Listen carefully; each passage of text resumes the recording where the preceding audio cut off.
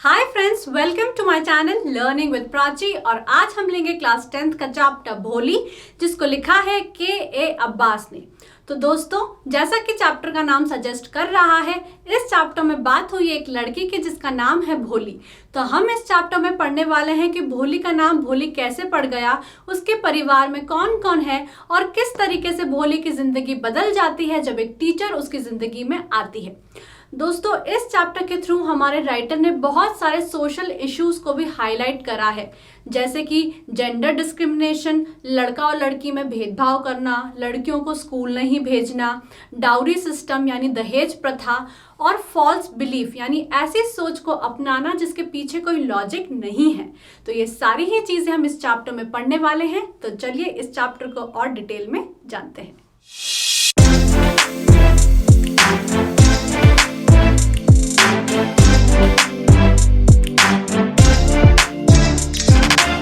दोस्तों, भोली का असली नाम होता है सुलेखा, लेकिन सारे ही लोग उसे भोली कहकर बुलाते हैं। भोली द सिंपलटन, जिसमें कॉमन सेंस की कमी है, जिसमें सेंस नहीं है, जो काफी ज्यादा फूलिश है। अब ऐसा क्यों कहा जाता था?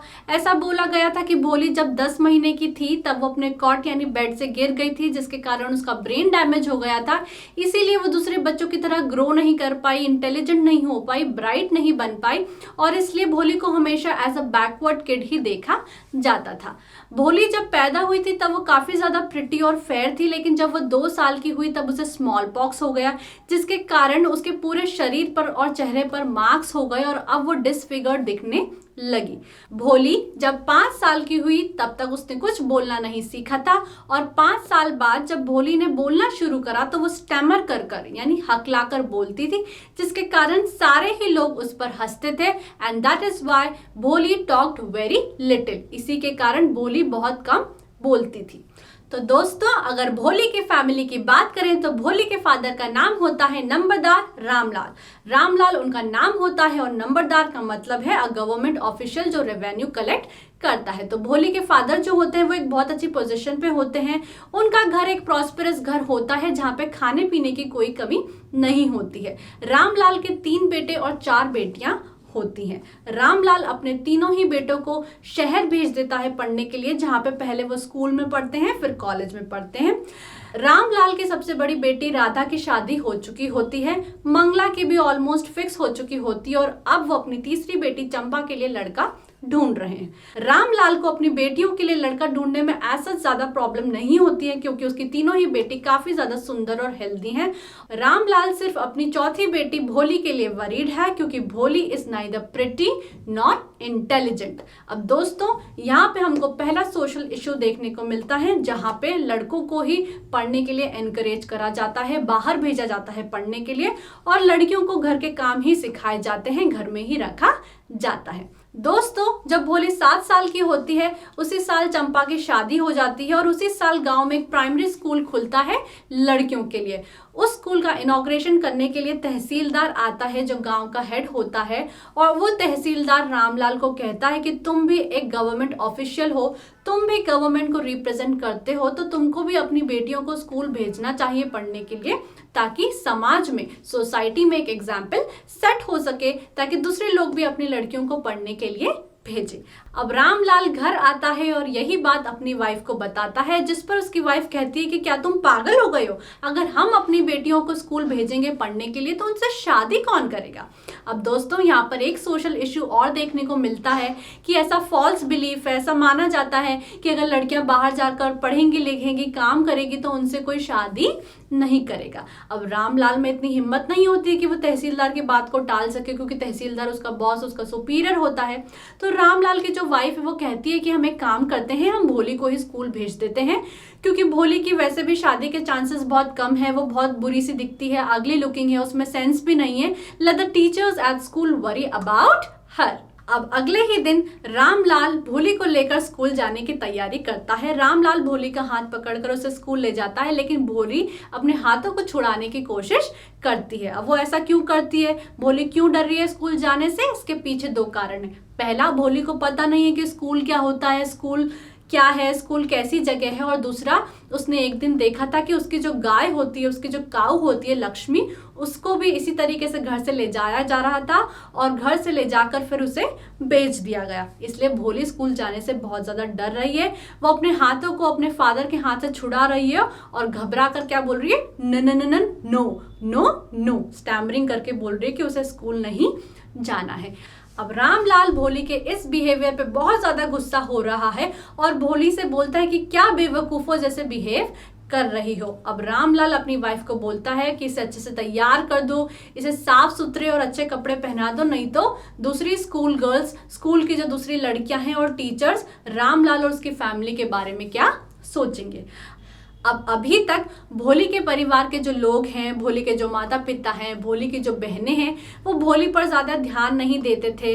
भोली गंदे से कपड़े पहनी रहती थी, ज़्यादा टाइम वो नहाती नहीं थी, कोई उसके बालों में तेल नहीं लगाता था और भोली के बहनों के जो पुराने कपड़े होते थे वही भोली को पहनने के लिए मिल जाते थे। लेकिन आज अलग बात थी, भोली को चंपा के जो साफ सुथरे कपड़े थे वो पहनने को मिल जाते हैं। भोली को नहलाया जाता है, उसके बालों में तेल लगाया जाता है, उसे अच्छे से तैयार कर दिया जाता है और तब भोली को यकीन हो जाता है कि वो कोई अच्छी जगह ही जा रही है। अब भोली और रामलाल स्कूल पहुंच जाते हैं जहां पर वो देखते हैं कि स्कूल में बहुत सारे क्लासरूम्स हैं और क्लासरूम्स में बहुत सारी लड़कियां मैट पर, जमीन पर जो दरी होती है उस पर बैठी हुई हैं। कुछ लड़कियां स्लेट पर लिख रही हैं, कुछ किताब पढ़ रही हैं। अब रामलाल भोली को हेड मिस्ट्रेस को दे देता है, जहां पे जो हेड मिस्ट्रेस होती है वो भोली को बोलती है कि तुम भी क्लासरूम के एक कोने पर जाके बैठ जाओ।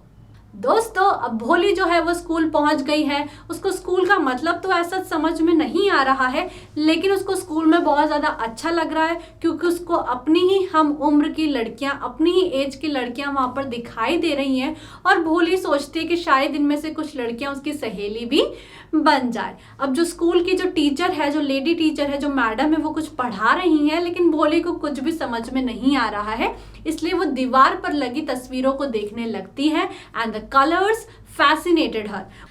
अब वो दीवार पर देखती है एक ब्राउन हॉर्स की तस्वीर को और सोचती है कि तो हॉर्स वैसा ही है जिस पर तहसीलदार बैठकर आया था। फिर वो एक ब्लैक गोट की फोटो देखती है और सोचती है कि ये गोट तो वैसी ही है जैसे उसने अपने नेबरहुड में देखी है। फिर वो देखती है एक ग्रीन पैरेट को और सोचती है कि ये पैरेट तो वैसा ही है जैसा उसने मैंगो ऑर्चर्ड यानी आम के बगीचों में देखा है। और फिर वो देखती है काऊ की तस्वीर और सोचती है कि ये काऊ तो वैसी ही है जैसे उसकी काऊ लक्ष्मी है। तो दोस्तों, इस पॉइंट से हमें पता चल रहा है कि भोली डम नहीं है या वो सेंसलेस नहीं है, वो काफी ज्यादा इंटेलिजेंट है क्योंकि वो तस्वीरों को देख के चीजों को पहचान पा रही थी और चीजों को कोरिलेट कर पा रही थी। दोस्तों, भोली दीवारों पे लगी तस्वीरों को देख रही है और सडनली वो ये रियलाइज करती है कि उसकी जो टीचर है उसके पास आकर ही खड़ी हो गई है। अब भोली की टीचर भोली से उसका नाम पूछती है तो भोली बोलती है भ भ भ और फिर भोली स्टैमर करने लग जाती है, हकलाने लग जाती है, जिसके कारण उसको बहुत रोना आ जाता है, उसकी आंखों से आंसू आ जाते हैं। तो अब वो अपनी जगह पर बैठ जाती है, हेड डाउन करती है और रोने लग जाती है। अब भोली को पता है कि बाकी जो लड़कियां हैं उस पर हंस रही होंगी, उसका मजाक उड़ा रही होंगी। अब इतने में ही बेल बज जाती है एंड ऑल गर्ल्स करीड मतलब जल्दबाजी करती हैं घर जाने की, लेकिन भोली अभी भी अपनी जगह पर बैठी हुई है और रोए जा रही है। अब इतने में ही भोली की जो टीचर है वो भोली के पास आती है और बोलती है भोली गेट अप।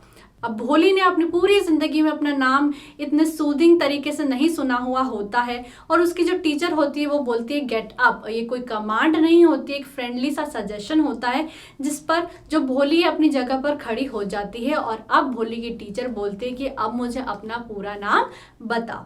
भोली सोचती है कि क्या वो फिर से स्टैमर करेगी, लेकिन फिर भी वो अपने टीचर के लिए कोशिश करती है और बोलती है भ भ भ और फिर से स्टैमर करने लग जाती है, जिस पर भोली की जो टीचर है उसको बहुत एनकरेज करती है, मोटिवेट करते है कि हाँ हाँ चलो अब अपना पूरा नाम बताओ, जिस पर भोली बोलती है भ भ भ भोली।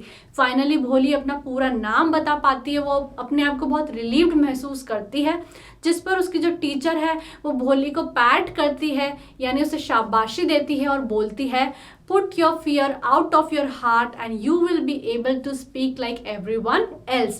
यानी अपने दिल से डर को निकाल दो और फिर तुम भी दूसरे बच्चों की तरह ही फ्लुएंटली बोल पाओगी।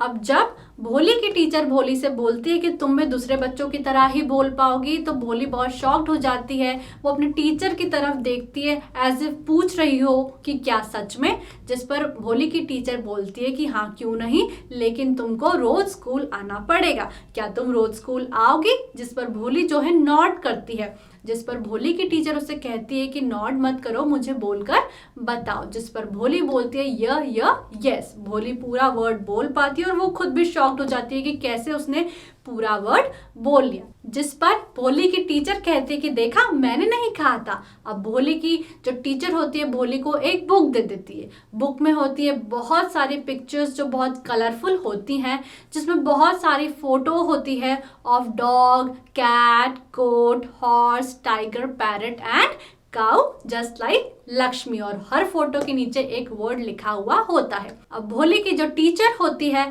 भोली को बोलती है कि ये बुक तुम एक महीने में पढ़ चुकी होगी, इसके बाद मैं तुम्हें इससे भी बड़ी बुक दूंगी और उसके बाद उससे भी बड़ी बुक दूंगी। जिससे क्या होगा, समय के साथ तुम बहुत ज्यादा लर्नड बन जाओगी, बहुत पढ़ी लिखी बन जाओगी, एजुकेटेड बन जाओगी और तुम इन गांव वालों से भी ज्यादा पढ़ी लिखी बन जाओगी। जिसके बाद कोई भी तुम्हारा मजाक नहीं उड़ा पाएगा, सभी लोग तुम्हारी बात को बहुत रिस्पेक्ट से सुनेंगे और तुम स्टैम्बरिंग भी नहीं करोगी। अब भोली जो है वो किताब ले लेती है और घर चली जाती है और सडनली उसको ऐसा रियलाइज होता है कि विलेज के जो सारे टेम्पल्स हैं उसकी बेल्स बज रही हैं, उसकी घंटियां बज रही हैं और स्कूल के सामने जो पेड़ है वो लाल फूलों में बदल गए हैं।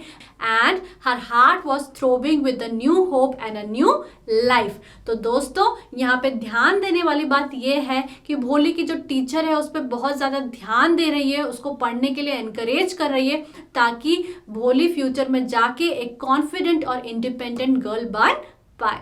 अब दोस्तों ऐसे ही समय बीत जाता है और जो विलेज है वो टाउन में बदल जाता है, जो प्राइमरी स्कूल है वो हाई स्कूल हो जाती है और अब टाउन में हम सिनेमा हॉल्स और गिनिंग मिल भी देख सकते हैं। अब रामलाल एक रात अपनी वाइफ से बात करते हुए कहता है तो हम क्या करें, क्या हम विशंबर नाथ के मैरिज प्रपोजल को एक्सेप्ट कर लें? जिस पर रामलाल की वाइफ कहती है कि हाँ हमको उसे एक्सेप्ट कर लेना चाहिए, हमारी भोली जो है बहुत लकी होगी ऐसे आदमी से शादी करके। अब विशंबर नाथ कौन होता है? वो एक वेल टू डू ग्रोसर होता है, उसकी एक बहुत बड़ी सी शॉप होती है, उसका एक खुद का घर होता है, उसके पास अच्छा बैंक बैलेंस भी होता है और सबसे इम्पोर्टेंट बात वो डाउरी भी नहीं मांग रहा है। अब दोस्तों यहाँ पे हमको एक और सोशल इशू देखने को मिलता है, वो है डाउरी सिस्टम यानी दहेज प्रथा।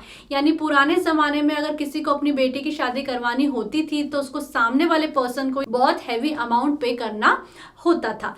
तो रामलाल की जो वाइफ है वो कहती है कि वो डाउरी की भी मांग नहीं कर रहा है और उसके पास अपना घर है, अपनी दुकान है, तो हमको भोली की शादी उससे कर देना चाहिए। जिस पर रामलाल कहता है कि ये सब तो ठीक है लेकिन वो इतना भी कोई यंग नहीं है, वो अप्रॉक्सीमेटली मेरी ही एज का है and more over he limbs, वो बहुत लंगड़ा के चलता है, ठीक से चल नहीं पाता है और उसके अपने पहले वाइफ से जो बच्चे हैं वो भी काफ़ी ग्रोन अप है, काफ़ी बड़े हैं। लेकिन रामलाल की वाइफ बोलती है कि किसी आदमी के लिए 45-50 एज ज़्यादा कुछ नहीं है और हम तो लकी हैं कि विशंबर नाथ जो है वो दूसरे विलेज से है, उसको भोली के बारे में ज़्यादा नहीं पता है कि वो कितनी डम है, सेंसलेस है, वो कितनी अगली है, उसके शरीर पर और चेहरे पर निशान है।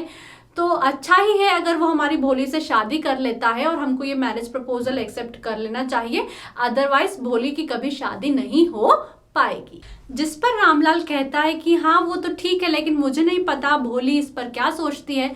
जिस पर रामलाल की वाइफ बोलती है अरे वो क्या बोलेगी, she is a dub cow, वो तो एक सेंसलेस गर्ल है। अब शादी का दिन आ जाता है और विशंबर नाथ जो है बड़े ही धूमधाम से अपनी बारात को लेकर आता है। वो एक सजे हुए घोड़े पर बैठकर आता है और बारात में इंडियन म्यूजिक बज रहा होता है और रामलाल ये सब देखकर बड़ा खुश होता है। उसने कभी नहीं सोचा था कि उसकी बेटी भोली की शादी इतने धूमधाम से होगी, इतने पॉम्प एंड स्प्लेंडर के साथ होगी।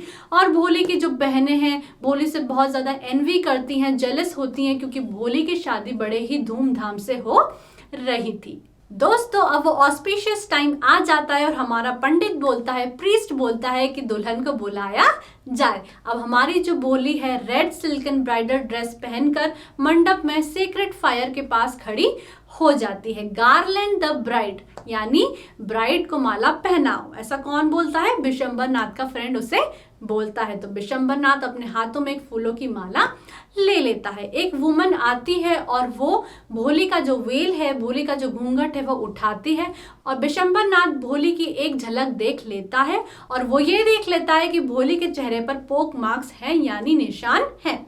अब विशंबरनाथ अपने हाथों को वहीं रोक लेता है और वो अपने फ्रेंड को बोलता है कि क्या तुमने उसका चेहरा देखा?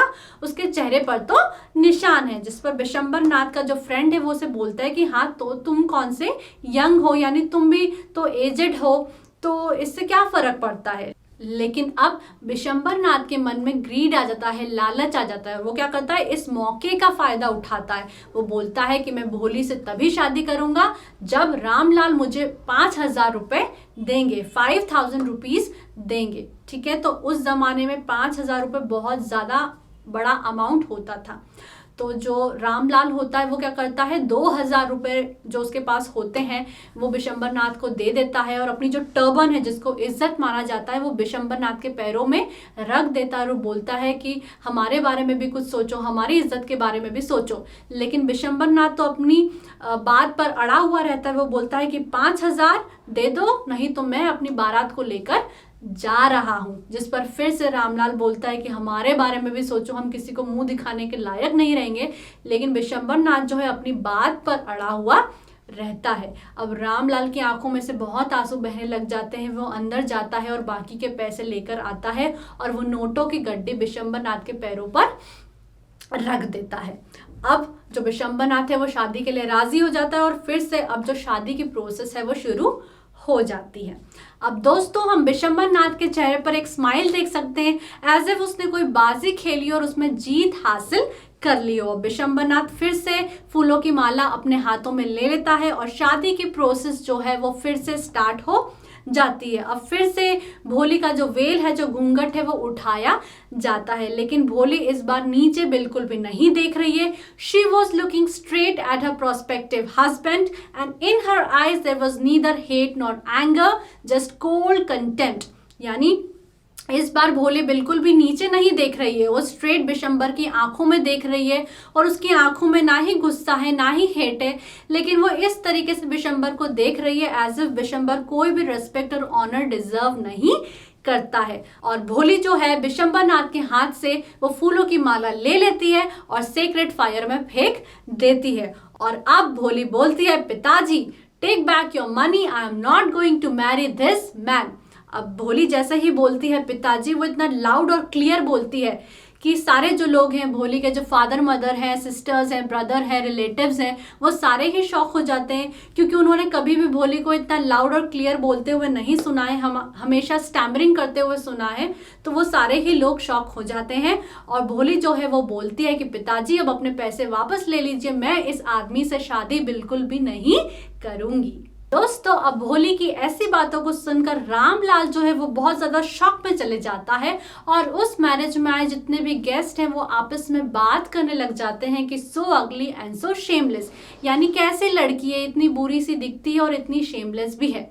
दोस्तों, अब ये पॉइंट हमको हमारी सोसाइटी के बारे में भी बता रहा है कि लोगों को तो एक्चुअली में भोली को सपोर्ट करना चाहिए था, लेकिन वो उल्टा भोली को ही भला बुरा कह रहे हैं। अब रामलाल भोली से कहता है कि क्या तुम पागल हो गई हो, तुमको हमारी इज्जत की कोई परवाह नहीं है। जिस पर भोली कहती है कि आपकी इज्जत के कारण ही मैं इस लेम ओल्ड मैन से शादी करने वाली थी, लेकिन अब मैं इतने मीन, ग्रीडी, कंटेम्प्टेबल और कावर्ड इंसान को अपना हस्बैंड नहीं बनाऊंगी। I won't, I won't, I won't, यानी मैं इतने मतलबी, इतने ग्रीडी, इतने लालची, ऐसे आदमी को जो कोई रेस्पेक्ट और ऑनर डिजर्व नहीं करता और जो इतना डरपोक है, मैं ऐसे आदमी को अपना हस्बैंड नहीं बनाऊंगी, कभी नहीं बनाऊंगी।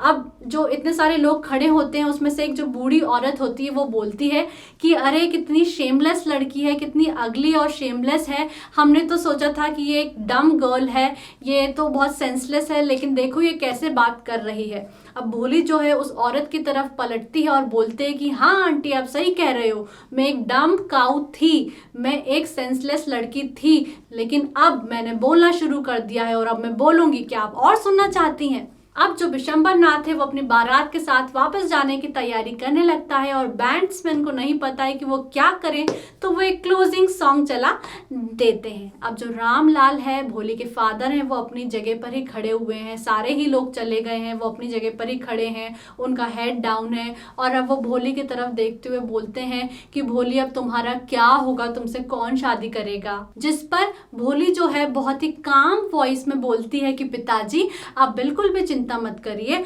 आपकी और मम्मी की ओल्ड एज में मैं आपकी और मम्मी की सेवा करूंगी और मैं उसी स्कूल में पढ़ाऊंगी जिस स्कूल में मैं पढ़ी हूँ, जिस स्कूल में मैंने इतना कुछ पढ़ा है, सीखा है। और फिर वो अपनी मैडम की तरफ देखकर बोलती है, इजंट इट राइट मैम।